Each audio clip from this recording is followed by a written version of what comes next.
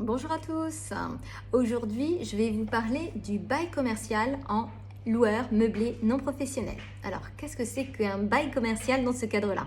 C'est un bail ferme de 9 ans minimum qui peut être reconduit entre l'acquéreur et le gestionnaire de la résidence de service. Parce qu'effectivement, il faut que ce soit une résidence de service.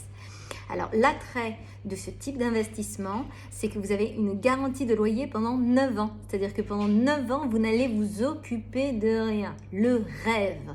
Et vous avez un loyer garanti. Donc, pas de problème de locataire, pas de conflit, rien. Normalement, si tout va bien. Donc, le bail commercial dans ce cadre-là est très réglementé et les choses sont bien définies. Donc, si vous êtes amené à faire un investissement dans une résidence de tourisme, je vous invite à bien lire le contrat qui a été bien préparé en amont, parce que quand on commercialise une telle résidence, on définit bien les paramètres qui ne sont pas modifiables en règle générale. Donc, ce contrat va définir quoi? À qui est la charge de la gestion, donc de la copropriété, parce que c'est une copropriété, à qui est à la charge le renouvellement du mobilier et les différents entretiens. Donc c'est très important de savoir où vous allez et dans quelles conditions. Est-ce qu'il va devoir y avoir un renouvellement ou pas?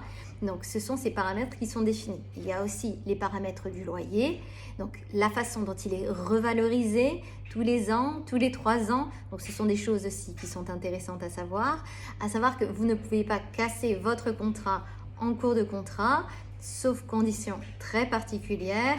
Et le gestionnaire ne peut pas se désengager en cours de contrat, sauf conditions très particulières. Donc ces contrats sont très réglementés. Vous pouvez trouver assez facilement les cas pratiques sur Internet.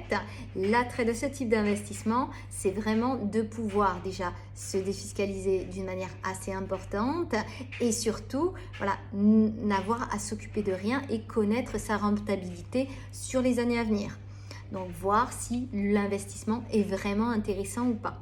Donc, il faut savoir bien entendu que le gestionnaire, en règle générale, s'y retrouve parce que c'est une société de service, que la location est bien plus importante derrière. Bien sûr, il peut y avoir des vacances locatives, mais ça ne vous concerne pas parce que vous achetez un produit avec une gestion administrative. En règle générale, vous ne pouvez pas passer par un gestionnaire extérieur pour gérer votre bien. Ça, il faut le savoir parce qu'on vous vend un package. Donc, on vous vend un bien immobilier avec un ameublement et le gestionnaire qui va avec sa prestation.